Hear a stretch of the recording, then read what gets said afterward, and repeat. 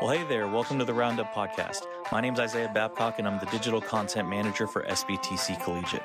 As the summer closes out and we head into the fall, we wanted to bring you a mini season of the Roundup Podcast that features all of the breakout sessions from the Roundup Conference this year.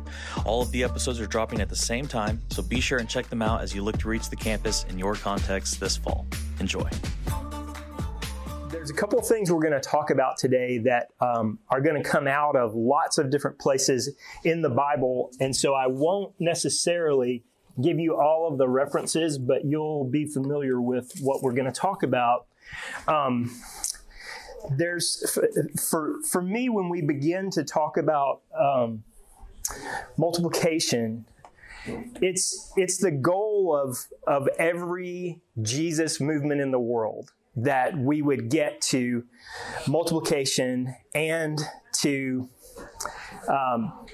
if we wanted to get exponential, that would be an amazing thing. Those things have happened over time where we've seen God do something that we knew we couldn't do. And when we knew something that we can't do, that's a big deal. So I just want to kind of walk through two little pieces real quick. The most important, once you've come to a relationship with Jesus, the most important thing that is the number one big trigger for movement is, I believe that God is actually leading me. We have people sitting in pews all over the country, and they're listening, and they're hearing, and they're absorbing some of it, and they're thinking about some of it. And the reality is, when something stirs inside of you and you know it's bigger than you, that is the big moment where God's saying, hey, I can actually, so the first part is He's leading you or He's talking to you. The second part is He's not just leading you and talking to you, He's going to use you.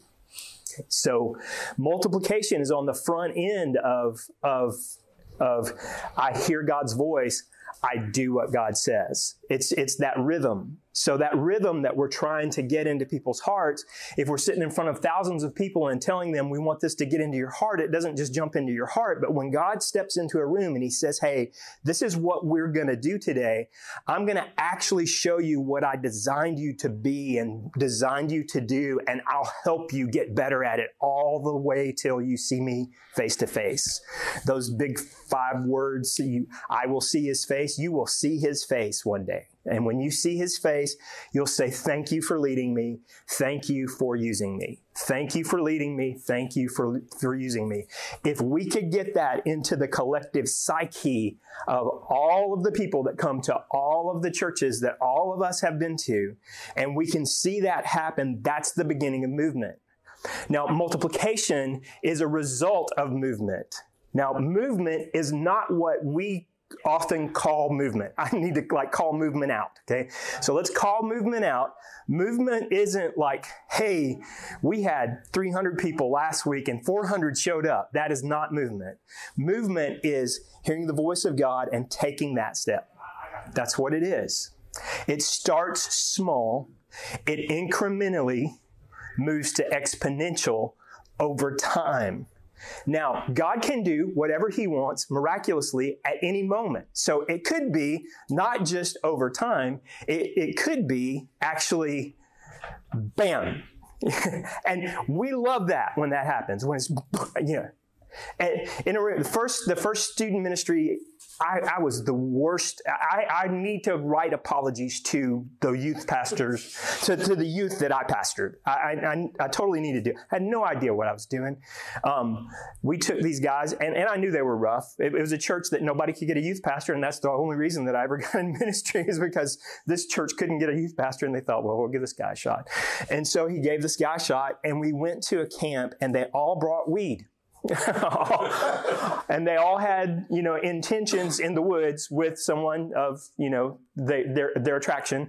And you hear how hard we have to do that now, So the reality is something happened in a session where there was this guy that just had a moment, and he said, hey, I don't have any awareness of what's going on here, but go get all of your weed and go put it in the fire. And he didn't know that, but he just he assumed that based on what he was seeing. And so that happened, and there was like a different oxygen. Have you ever been in the room when the oxygen changes because like God walks in and does something that you didn't anticipate? And so we love BAM, but I'm telling you, movement and multiplication is a lot better. It's a lot better. So if we wanted to start, I know the verses, so I'll just go ahead and let's start there. Let's just ask the Lord to give us like a hearing moment today. Okay. So Jesus, what we do in these moments may not stir a movement. They may not cause multiplication to take place. It may not be exponential. It may not look that way. But when we see your face and you tell us to turn around and look, you will be shocked at the people that have been impacted by your influence. And so, Jesus, we want to make every ounce of that as full as we possibly can. In Jesus' name, amen. Okay, so Jesus, God, Holy Spirit got together and they decided we cannot let the first chapter of the Bible not have the word multiply in it. It has got to be there. I just know it belongs here. Genesis 1:27-29. This is where Jesus said, hey, you're created in the Imago Dei, and as the Imago Dei, we are like God. We can have relationship with him. We're unique in the universe because of that. And he said, I want you to be fruitful and multiply. Now, he showed the world what it looked like in the Bible by saying, hey, on this day, it was good. On this day, it was good. On this day, it was good. There was work involved. Fourth day, it was good. Fifth day, it was good. Sixth day, it was very good because a man found a woman, right? And it's a good thing for a man to have a woman. It really is. Settles things down. It's a really beautiful, beautiful experience. But when he said, let's be fruitful and multiply, just like 2 chapters over, we're screwing everything up. Like we're falling into a situation where, hey, now perfection has met ashes. And so beauty and ashes are taking place. Hey, good to see you. And in this concept of what's happening, you would think that ruins everything, but actually it makes everything better. Because in the light of not having to perform well, we humans think if we perform well for God, he'll love us more. That is not how it works. So in the fall, with us standing in a space of really trying to say, I know that I just screwed up. And if Adam and Eve knew how bad they screwed up, like it was all of us too. And if you were there, it would have been you too. You would have done the same thing.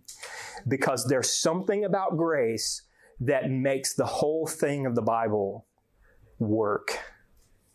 And so what we have to do is we have to come to those moments and we go, okay, things got so bad so quick, there was a flood, right? So the flood came, and as the flood came, it just messed everything up except for, just Noah and, a bunch of animals and his family. And he probably would rather not have had his family than the animals on the ark.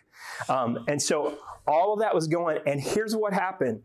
Instead of saying, y'all messed everything up, and we're in that Genesis 6-7 kind of landing spot, and what we're running through in our minds, in our heads is, gosh, everything is messed up, everything is messed up, everything is messed up. But in the middle of the mess up, for the rebuild that's coming, what God did, he didn't say, you know what, at the beginning, chapter 1, I was so wrong about this multiply thing. Like, I totally missed it.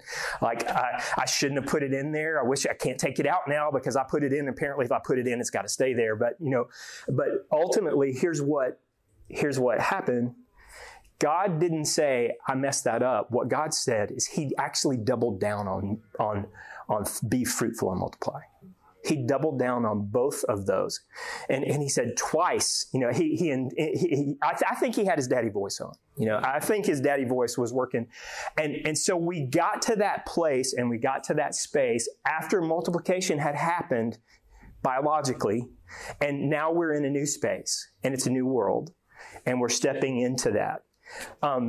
Churches need to walk through that part of the narrative regularly because we repeat it over and over and over again. Like that just happens over and over again.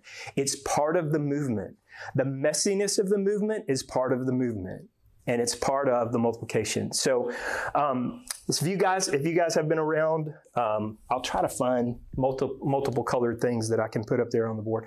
But if you've been to exponential, this is a construct that is just called level 5 thinking, and it helps us have a picture of what it looks like to do this. Now, I'm gonna give you a little mathematician kind of work right here.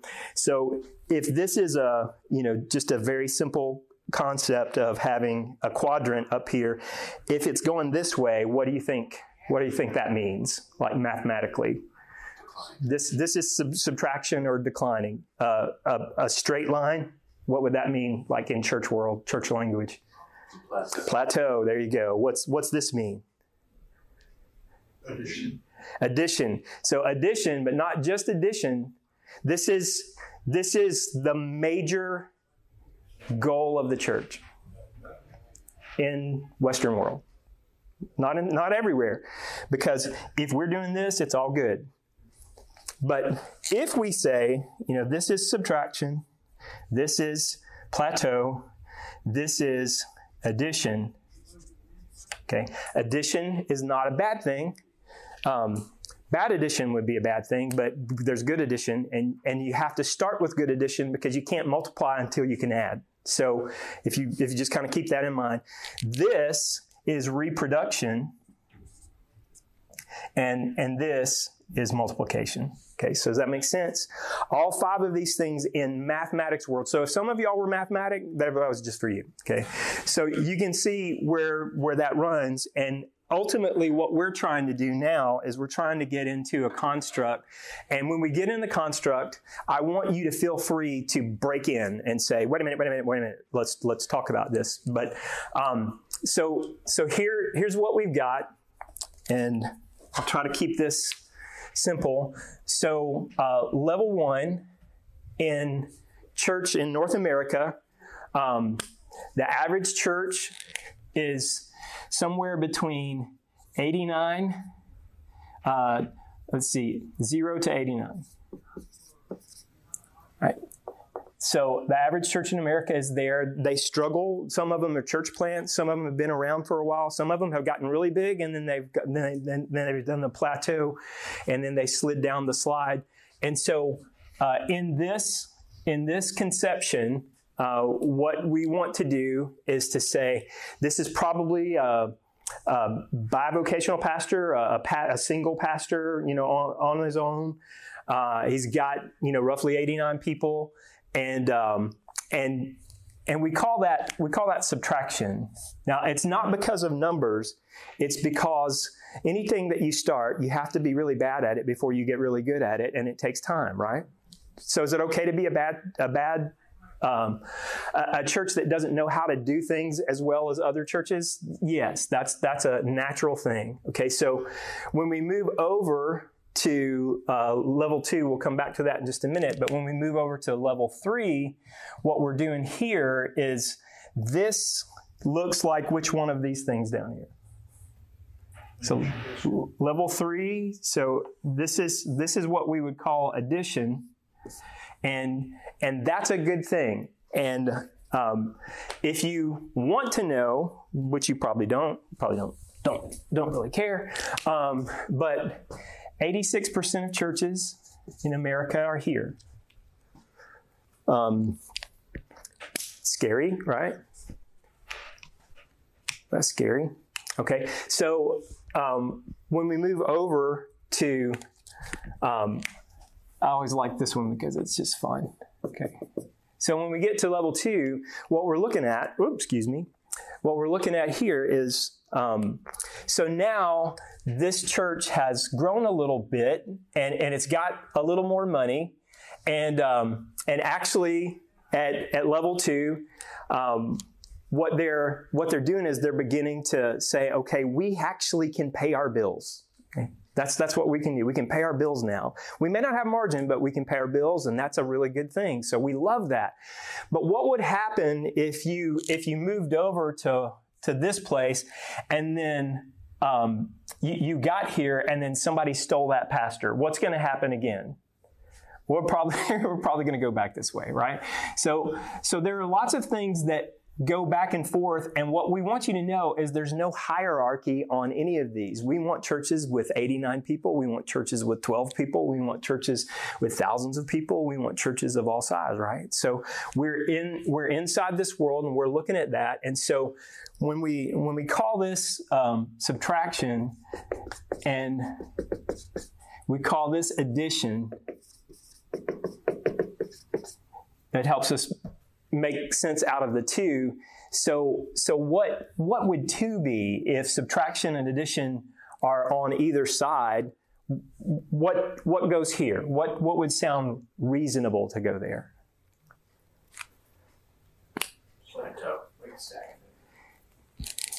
Yeah. So what I would want to say about it is that it's growing. I want to say that.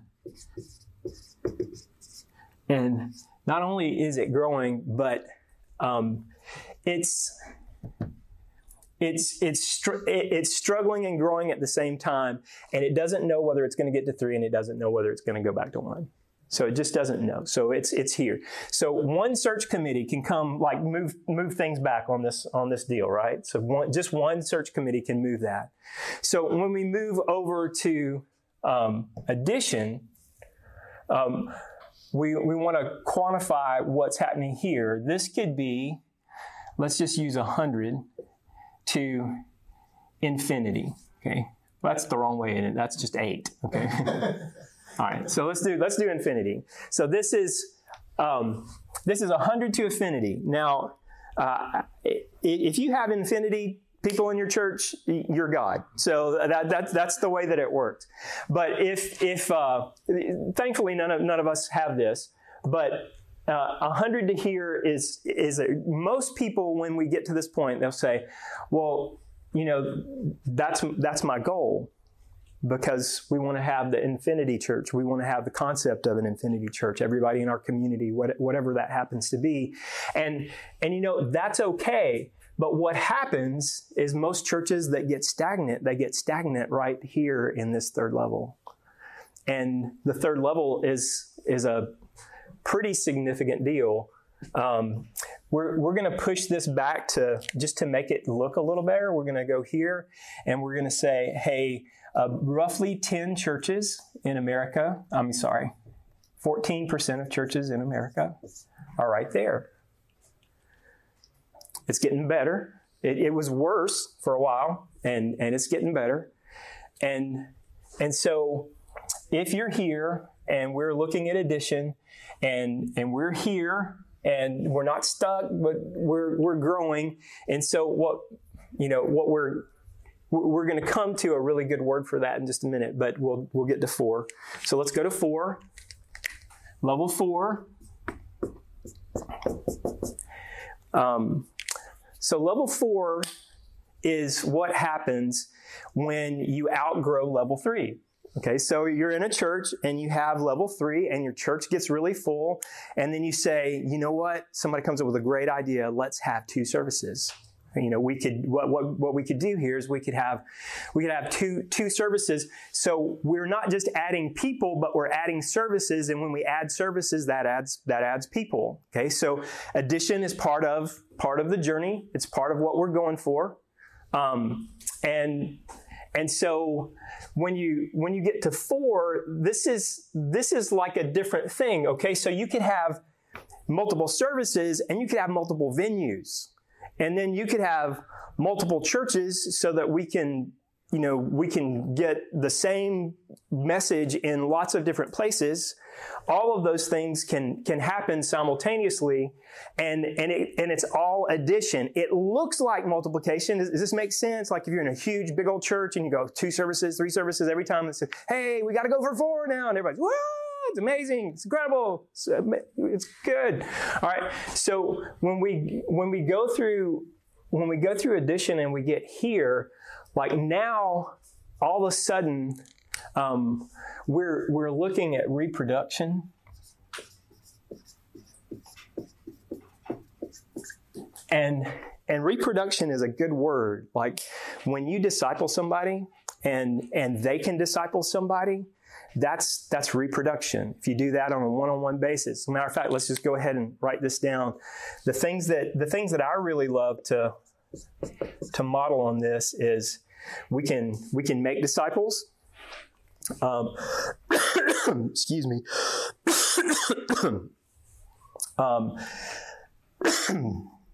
That's a really good audio right there. So we can do disciples, we can do groups, and we can do churches. And we can plant them, we can multi-site them. There's all kinds of ways, and we can microsite. We can do 3 people as church. We can all those things can happen. They're happening all over the world. Those are good things. But over here in our context, we're kind of really playing right here. These are the things that we're looking at. So when we're pushing on these buckets, that's a really important thing. Now. What we're going to do over here is we're going to come into this little circle and we're going to say 6% of churches in America are in reproduction. So do some math. Okay. 80 plus 14 plus 6 equals? It's 100. It's 100%. 100%. Now, it's not totally 100% because there's a 99 point, decimal that comes after that. And there are churches that are in multiplication. So when we come over and we look at this concept of saying, okay, multiplication, what does it look like? So I'm going to come over here and I'm going to do just simple things. Okay, so again, math. I'm sorry, for some of you, and some of you, I'm not sorry about it. Okay, so 1 plus 1 equals. All right, good. That was good. I was worried for just a second. Georgia, I went to school in Georgia, so I might not be too good with this stuff. Okay, but 1 times 1 equals 1. Okay, so what does that tell you? You have to start with addition. Yeah, you have to start with addition, number 1. And if you come back there, sometimes you pay a price for multiplication. Both of those things are happening. Does that make sense? Okay, so let me give you a real life example. In the church that I'm serving in, we had a student ministry where the youth pastor had 1,000 people in the room every Wednesday night. Crazy. 600 middle school kids, 250 adults, 250 high school kids helping the adults disciple the kids, because it was a discipleship program with teaching, worship, and then everybody go outside and when people would drive by, they would just see nothing but kids strewn all along. And so the whole community is like, maybe our kid needs to go to that church. They can see it on that section of the grass. It's just absolutely perfect. Good to see you, John.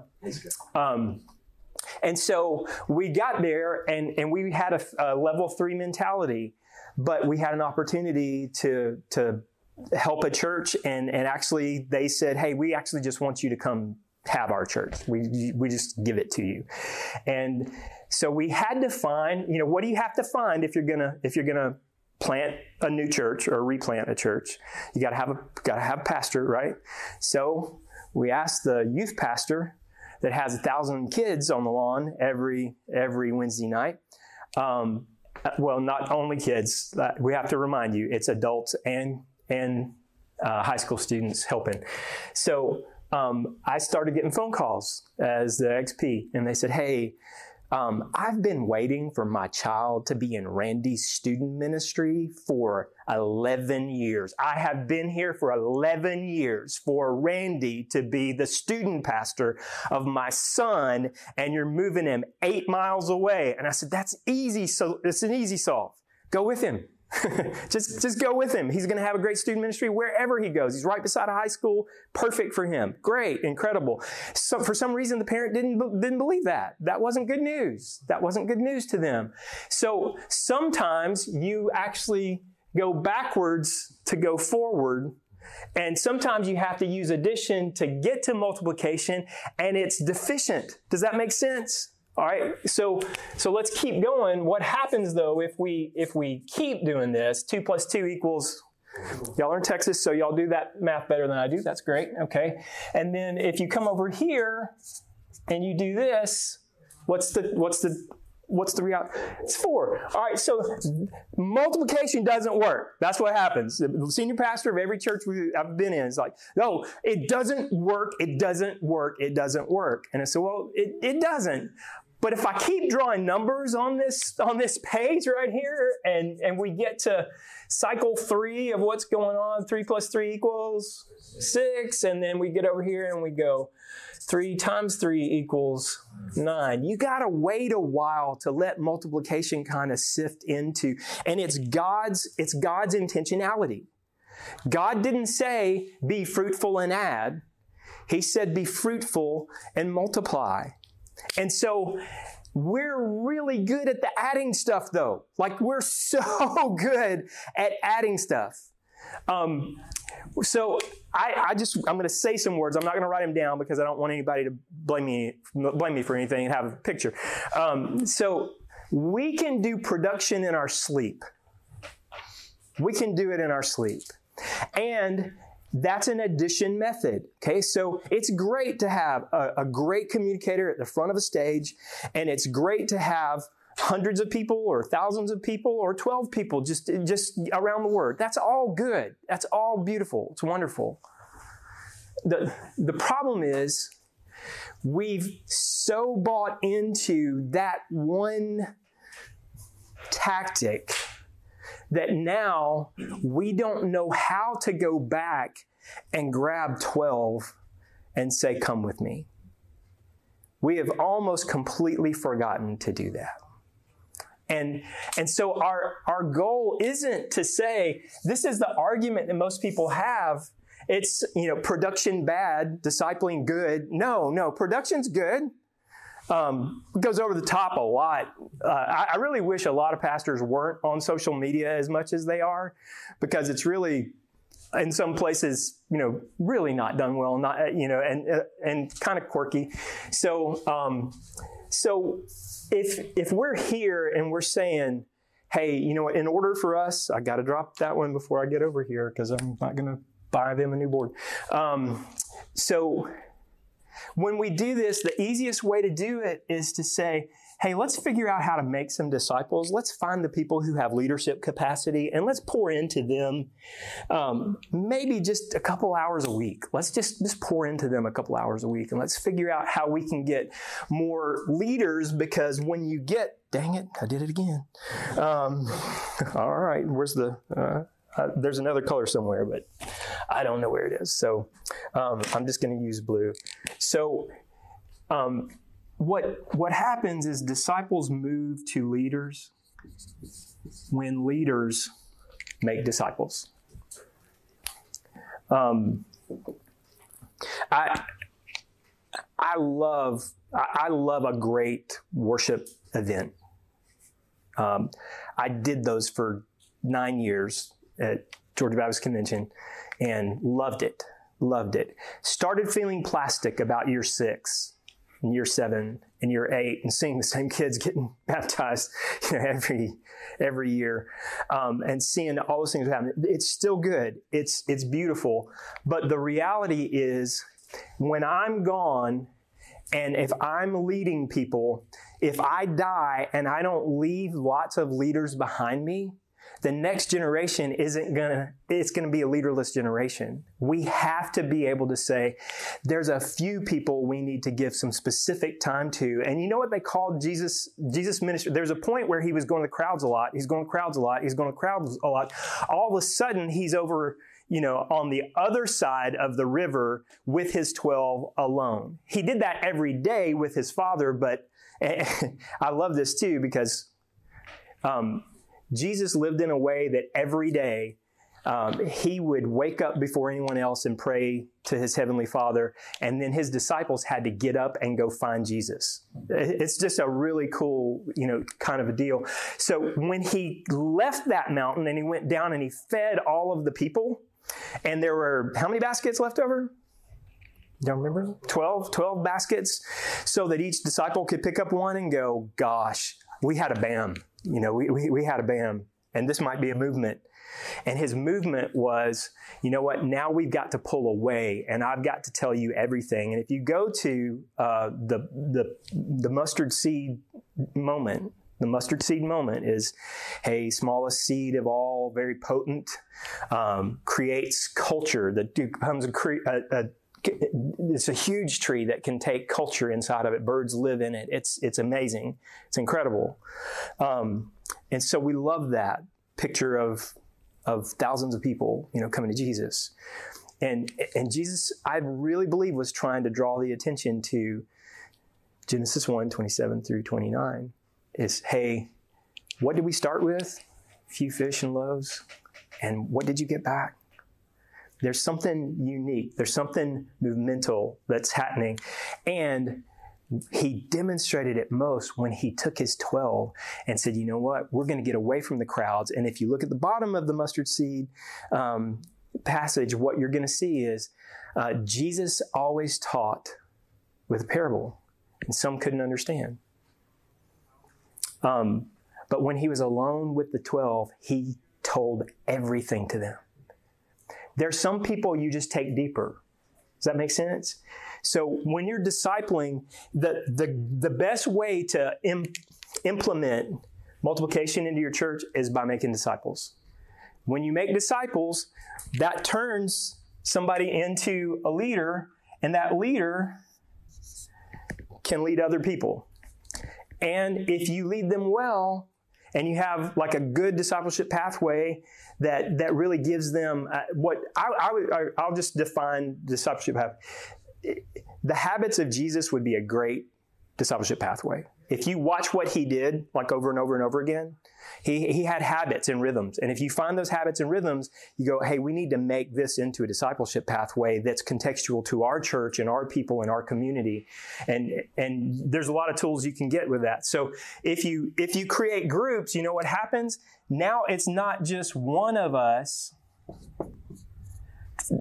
helping 4 people. Now we got, 4 people finding 16 people to be able to step in deeper.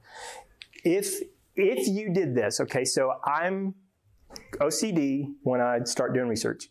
And so when I start doing research and I do OCD, it would take 14 years for us to disciple everyone in the world.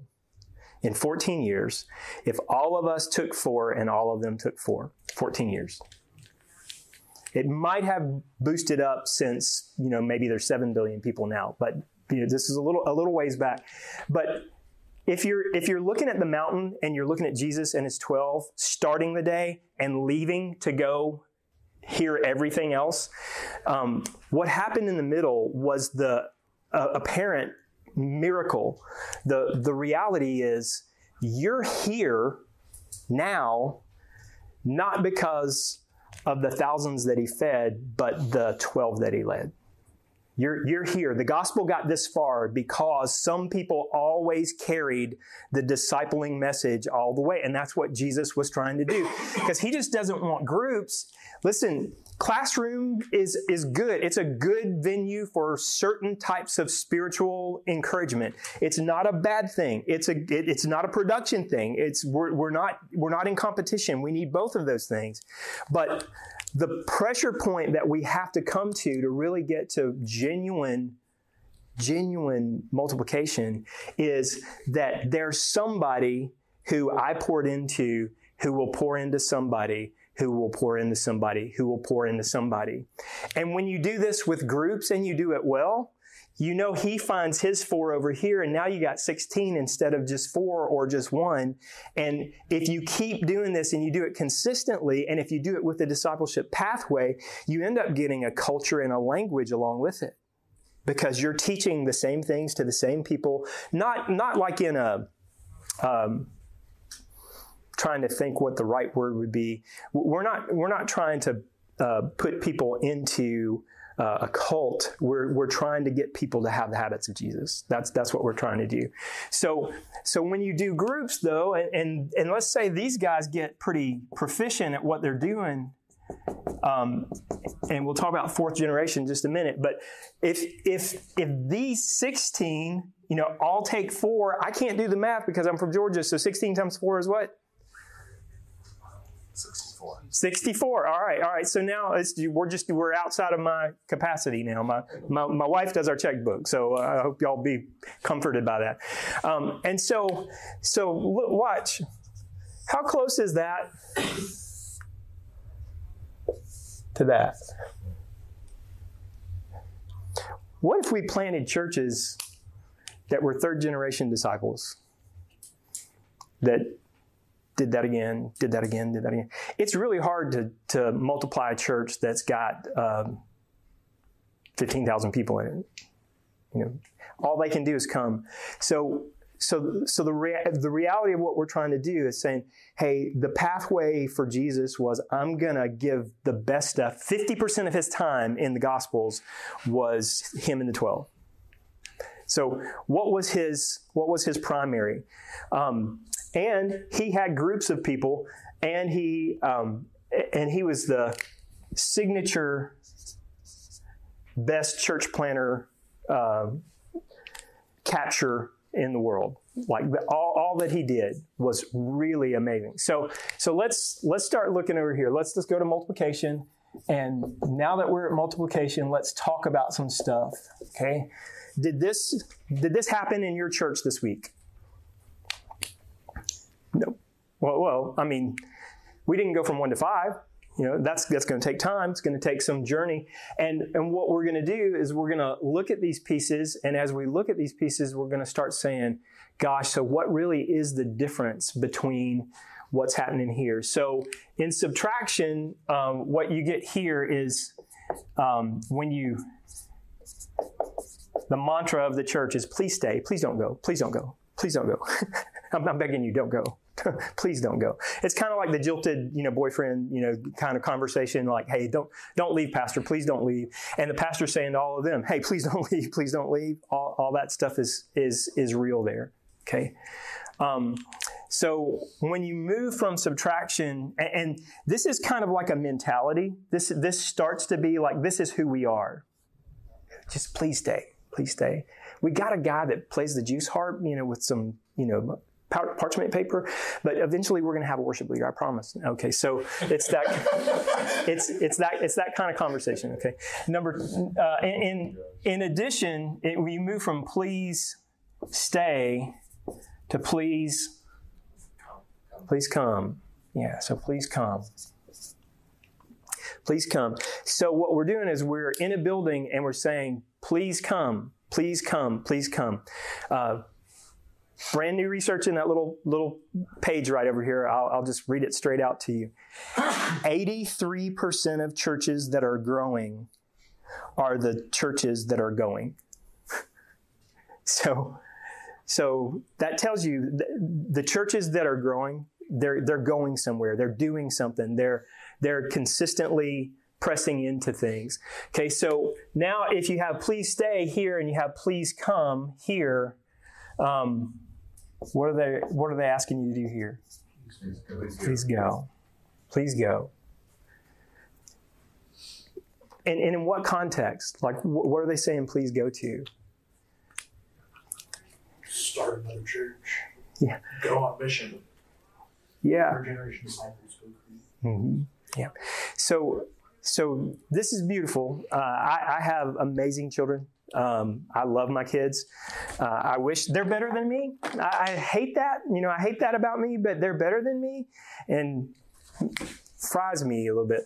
Okay, so what we've got here is, I'll go ahead and just tell you that all of my children are taller than me. and my wife is just slightly taller than me, so we'll give her some hair there, and we'll have that's her. And so So we have Seth, Nate, Drew, and Mary Beth. Now, here's the big question. Have I multiplied? Yes. Yeah. Okay, so there's dissension in the room. I can feel the tension, coming. Okay, so if you're thinking about mathematics and we're trying to do it in a pure way, there were 2 of us, and so now there are 4 of them, so that makes 6 of us. And I could put my dog over here because he's like the best dog in the history of the universe, and he should be there. He lost use of his legs for about 6 days, and we thought we were going to have to put him down, and we didn't. So it was sweet that we didn't have to do that. So why would this be multiplication? It's because 2 times 2 is 4. Okay, but 2 plus 2 is 4, right? So when you're looking at this, you got to figure this out. You got to go, what's the real deal? Well, Seth has Ollie and Georgia. Now have I multiplied? Why? How did we multiply? What's different? Because this is 8 now. So we 4 times multiplied, so that's what it looks like. Why is this multiplication and this is not multiplication? It's the descendant creating. Yeah, now we're doing generational work, right? This is Gen 1, this is Gen 2, this is Gen 3. So I can, by God's providence, we had 4 kids with all the fun ways that He allowed us to do that. And so we had all 4 of these kids, and we love all of them, but all we did at this level was add 4 kids to the world. Does that make sense? When we get to the 3rd generation and they're giving us kids, now we're at multiplication. The first person to the 3rd generation means you've multiplied. Okay, so now let's talk about the 4th generation kind of quirk that goes with it. When you're discipling people and you get to the 4th generation, the movement is out of control at that point. Nobody can track the reality. So if you're doing this, like this is what should be intuitive to the church. Like this is where I get a little freaky, but no, that's right. That's right. Not that kind. Okay. Yeah. Sharpie. Oh, Savior. That's a Savior moment right there. Okay. So when we get here, when we're making disciples and we get here, what should happen at the individual level should happen at the group level, because we should be like carrying people into finding the leaders. Some people are, y'all know this, some people in your church are not saved, right? Okay, all right, just making sure that you knew that, okay? Because I was in a church where we had Muslim people that came to our church, and we had people that were like every diversity that you could possibly imagine. So the reality is that the whole reality here actually happens in groups, and the whole reality there causes churches. So I'll just give a couple quick metaphors that were real. We had a church in the other side of Atlanta. So we were up here and they were like over here, and they knew somebody at our church, and they said, "Hey, we need some help. Can y'all come help us?" And we gave them a pastor for a while, and then we did missional communities in their basement together. And all those people started going to that basement, and they gave us their property, 8.5 acres, 500 seats, because they saw kids in their church again. They saw the multi-generational reality of kids back then. This is why we built this church. We lost our way, and now if you went there today, like you'd have to see 3 services going, because that's all That's all they can do. So there's a reality that we have to tap into, that it's not just for disciples. It's disciples create leaders who lead groups. And you can take the Greek method and the Hebrew method and you put them side by side. The Greek method gets information out fast, quick. Podcasting is just a new way of saying, hey, I have a congregation out there and they need to hear this stuff and they want to hear this stuff, so they listen to it. All of that's good, right? But the reality of what we do in church, it's, I just have to say this number, 95% of most of income in church goes to buildings, personnel, and production. So, that whole organic thing that's happening right here doesn't actually need money. Does that make sense? So what's the currency? Okay. The currency's time. Right? So if you're Greek, it's a classroom model. It's passive learning, listening, and the other piece of it is we don't really have a level of engagement to know if it's making a difference, if in certain sizes, that kind of thing. So time is the issue. So when you look at time, the other piece of research is somewhere between 80% of the time of the church is on attractional things. And so I'm okay with that. I'm not griping about it.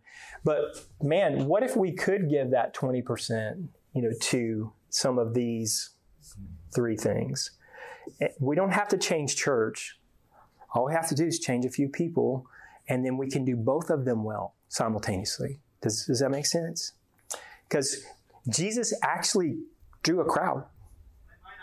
Preached pretty dang well. Don't you think? Yeah, I think so. Saw miracles happen in the moment and saw the longevity of 2,000 plus years of discipling, like carrying all of these generations. Now, let's have some fun. How many of y'all have family reunions? Do you have family reunions? Okay, all right. Christmas, Thanksgiving, everybody gets together. How many people show up at the house that you're at when it's like Christmas gathering? How many people come? 15. About 15 in your family? Yeah. It's too big for one house, right? Yeah. I agree. Yeah. The last Christmas that we had with the 5th generation grandmother, she had 132 people in her house. And so it's not sexy, is it? Like the problem with multiplying is it's just not sexy at all. It's just over time doing the messy work with messy people and continuously understanding what he did. So if you want a little bit of fun to walk with this, and you want to do this in a little more scaled way, what we would say is the promised land journey, right? Okay, so we're in the promised land journey. So back here, they're in what's the? I'm going to use red up there. So what's the country they're in the promised land journey? They're in Egypt, right? All right. Was Egypt good for Jewish people? No, it wasn't good for Jewish people. But the Egyptian people were afraid of them because they were multiplying. That was the language that was used. So they started really crunching down. Hey, we're not going to give you straw. Hey, we're going to make you work longer. We're going to take the water away. We're going to do all that kind of stuff. And so this is a land of subtraction. Egypt is a land of subtraction. Okay. So what do? There's this whole Pharaoh thing that's afraid, and the plagues come, and all that stuff happens, and the showdown between Charlton Heston and Yul Brynner is like in full force, and they're like, hey, we're gonna let my people go. He loses his firstborn. He says, let my people go. And they finally said, okay, let's let my people go. That lasted about 20 minutes, and the Jewish people started going to the promised land. And so over here, this is the Red Sea, right? So they crossed the Red Sea, and God did an amazing BAM miracle by saying, hey, seems like the Jewish people just got out of the water when we just, doused everybody else out. They were gone. So the problem that they had was, and watch this, the problem that they had was the oppression of Egypt. Well, now they crossed a Red Sea, and where did they land? Like, what's the landing pad right here? Wilderness. Yeah, so you're in the wilderness, and while you're in the wilderness, there's problems in the wilderness, right? Okay, so everybody thinks this is the church that I wanted to get to. This is the ministry that I wanted to have, and I don't want anybody else to mess with any of it. So you're in the wilderness, but God has to miraculously provide for you day by day. You can't get food without God's dropping it on you. You can't get direction without the fire and the cloud. You can't get that. Okay, so what happens is 12 spies go this way, and they say, hey, everything the Bible says is like really true about over there. So we really need to get over there because the fruits is really big. The wells have already been dug. This is going to be awesome. This is going to be amazing. And so what happens is the 12 spies had some mathematical issues too. There were 10 that were jerks, and there were 2 that were right. Okay, so the 2 that were right said, "Let's go. God's going to handle this for us," and that didn't happen because the 10 scared them so bad. They said, "Hey, you guys are like giants eating grasshoppers." That's what they said. They'll kill us. And so they with fear, they got everybody to do what they want except for Joshua and Caleb. And Joshua and Caleb said, "No, let's go take it." And they didn't take it. So here's what happened. 40 years in the wilderness was the price. I know of churches that have had 40 years of wilderness. I've unfortunately seen that. So 40 years, and here's the deal. Everybody under the age of 20 died in the wilderness. And they said it was roughly 87 people per day in that 40 years, on average, if it was every day was the same. Okay, so finally, when we get back into this story and the next generation has the opportunity to go, and there's a psalm that really lays that out really beautifully, but they crossed over the River Jordan, and they made it to what would we call this? Promised Land. You know what's cool about the Promised Land and what multiplication is? It's because all the stuff that you need to bless the whole world was in the Promised Land. All the water that you need, all the food that you need, all the rest that you need, all the ability that you have that God's given you.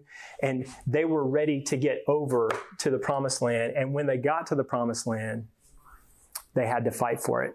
So even in multiplication, there's always a fight. Does this make sense? We try to take church without a fight. There's always a fight. Always a fight. So it's just different. So God is building our strength up in different ways in all of these levels. And some churches get to 5. They tell us now there's about maybe 30 or 40 in the country that are really like doing it this way. But surprisingly enough, they're more like parish model churches where, hey, we do one. We're in New York. We just got to go put another one at the next, transit station, and then the next one, and then the next one, and the next one. Those kind of things are happening. Micro churches are doing it. And so when we're looking at this, what we want to say is, I just want our lives to count. I just want our lives to count. And if our lives count, it's going to have something to do with multiplication, and you won't know the impact that you made until you see Jesus' face, and then he says, yeah, but turn around. It wasn't just you, but look at what happened. Because the gospel moves to people through people. It doesn't really move people through programs. It doesn't move to people through magic. It moves because that still small voice that we talked about, that you hear, that God leads you, you can trust that. You can know when it's the enemy. and you can tell how he approaches you. If it's not, you know God's voice. That's the thing. And then he wants to use you. So as we look at this, what we want to do from a perspective of how do we apply it, don't go home and tell your church or your pastor that we're only a level 2 church. Don't do any of that. Please don't do that. You'll get me in trouble. You'll get in trouble. Everybody else will get in trouble. But just understand that God's put us in a place where he is enough for us in all 4 of these. And we sat in a room full of mega pastors and they said, wait a minute, Scott, there's nothing wrong with being a 3. It's absolutely right. There's nothing wrong with being a 3. Everybody has a personality. Every church has a personality. And but you're telling me 5 is better. No. We're just telling you 5 is very biblical. And you don't have to choose. You don't have to choose. There are level 1 churches doing amazing things. Can we agree to that? Level 2 churches doing amazing things. 3, 4, 5 doing amazing things. They're all doing amazing things. They're all doing stupid things too, because Genesis 3 is still there. Yeah. So, yes, sir. I got a question. Okay, so I'm really... Hey, if you guys need to go, you can go ahead and go because it's right on time, and I know y'all want to get your food. But I'm happy to answer questions. Yeah, for sure. I'm really intrigued by the 2 + 2 = 4, 2 × 2 = 4. What are some of the ways in the church world that you've seen, like what would be the examples of like this kind of presents itself, like you have a baptism, and you really don't know if that's addition or multiplication until, I'm guessing, like the 3rd generation. But what would be some of those examples of things that maybe they can present, addition and multiplication can present the same? Yeah. You really don't know until. Yeah. I think most of the time we don't get to see it. And then there are moments that you get, out of like those more mysterious passages that say, hey, the angels long to know these things, but they're so holy we can't we can't release some of that stuff. But what I think you're asking is if you recognize that this is good and this has the potential for bang, that's what we want to see. And so addition always leads to, it can always lead to multiplication, but it doesn't always. And sometimes God does it so slow that we wouldn't recognize it. So for example, we discipled 3,000 people in a span of about 2.5 years. We just said, we're going to go after this as hard as we can, and we want to see what happens. Well, what happened was people started saying, I feel like God is leading me too. Now, so that's a big word. Okay, so that when somebody says that, God is leading me too, because they're not looking at you as the pastor and saying, Pastor, would it be okay if I? Does that make sense? We have, listen, gosh, I want to almost turn this off. We have almost stood between God and his people as leaders, because we love our people so much and we want the very best for them, but God actually wants better for them than you want for them. And so we've got to be careful. Like, I want to care for people really, really well. And I also want to empower and release them really, really well. And it's, so we did that in that season where we discipled across like maybe 4 or 5 campuses. We get together for this group thing that we would do. And there was a group of ladies that said, hey, I want to have, there's 13 elementary schools within 10 miles of our radius. I would love to do after school care with that. And she put it on a board like this, and she put it on the wall. And if there's anybody else that wants to do that, go write your name on the board, give me a phone number, and we'll get it done. Within 2 weeks, we had fully funded and fully, whatever the monetized, the program in a way with people, with really good people. And it took, we were able to do 7, 3 weeks later, and 6 weeks later, we did all 13. All of that started with addition through discipleship. And then that moved to, okay, wow, this was multiplication, because we had no idea that those ladies had discipled so well. We just didn't know it. So it's the secret underneath the church is like, hey, if we can start here, it's the beginning of the tipping point. It's just the tipping point is always going to be, we need more leaders. You can do all the mission you want to. I'm telling you, it's not about money. It's about the number of leaders that you have. And so the more we multiply leaders, the more the multiplication of the gospel is going to keep going. So does that help at all? Mm-hmm. Was it even your question? No, I think that was really helpful. So. Okay. Yes, sir. So this part 1, part 2 tie together. So would you say like when a church plants a church, just one, that would make it a level 4, and then when that church plants another church, that would mean the original church is level 5 church. Is that right? So the experts that have that, like I've got some stuff in here that I can pull out and we can look at longer, but the principles are still the same, but what our goal should be is, hey, there need to be more church plants. We don't have to be rabid about it. We don't have to go after it. We have to be open to it.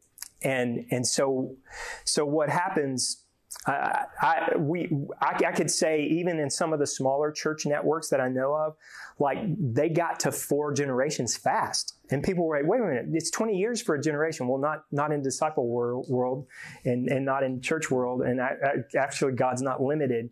So if you do a really good job of leading people, in a span of like 2 years, you probably could have multiple churches.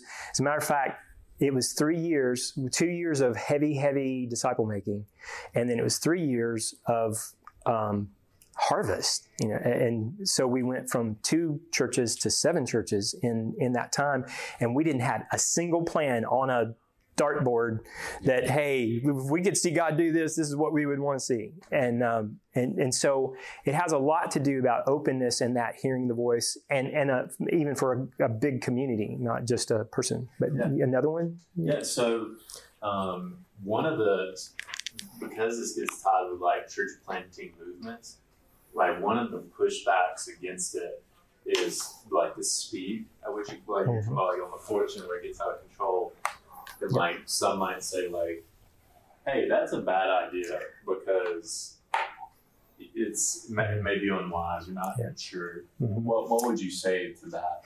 Yeah, we so in the church that I'm a part of, they added three churches in the pandemic, and it overwhelmed our finance team. And so there needs to be like not just apostolic drive all the time. There needs to be a pace that is healthy. It doesn't do us any good to be worn out people all the time, like going after the next thing, the next thing, the next thing, the next thing, the next thing, if we are worn out when we're leading people. Mm-hmm. So what we've got to figure out is the pace can't outpace your health. And it has a family. And I'm telling you this, I'm 56. I know I'm way the oldest person like in this whole building. But the reality of you cannot ever fall in love with the church more than you are loving and leading your family. And that means you have to lead yourself, and so there's definitely a pace, and if we're hurrying it up, we're probably going to screw it up. And if we start to screw it up, then the enemy comes in and says like, now you gave me what I need to really like totally blow it up, and so, but we learn things from that. Like God is in the middle of that. The enemy thinks he's doing something to us, and he's actually not doing things. He's growing us up, and he just can't figure that out. He can't undo himself, So is that helpful? That's good. Thank you. Well, guys, I'll pray for us, and we'll go eat some food. Jesus, thank you for today. Thank you for our opportunity just to talk about meaty things. And when we talk about it, it's so organic. It's hard to think that the only reason a flower grows is because you created a seed, and you created dirt, and you created water, and you created even like the manure that feeds the growth. And Lord, we all have gone through that, and we are going to continue to go through it until we see your face and we get to see that it is true that the gospel moves to people through people. And it is true that you want to lead us. And it is true that you are intentional about using us. So Lord, empower and release us into thoughts that maybe are a little quirky and outside of the norm, so that we can get to all people so fast that we can be with you quicker. In Jesus' name, amen. Thank you, guys.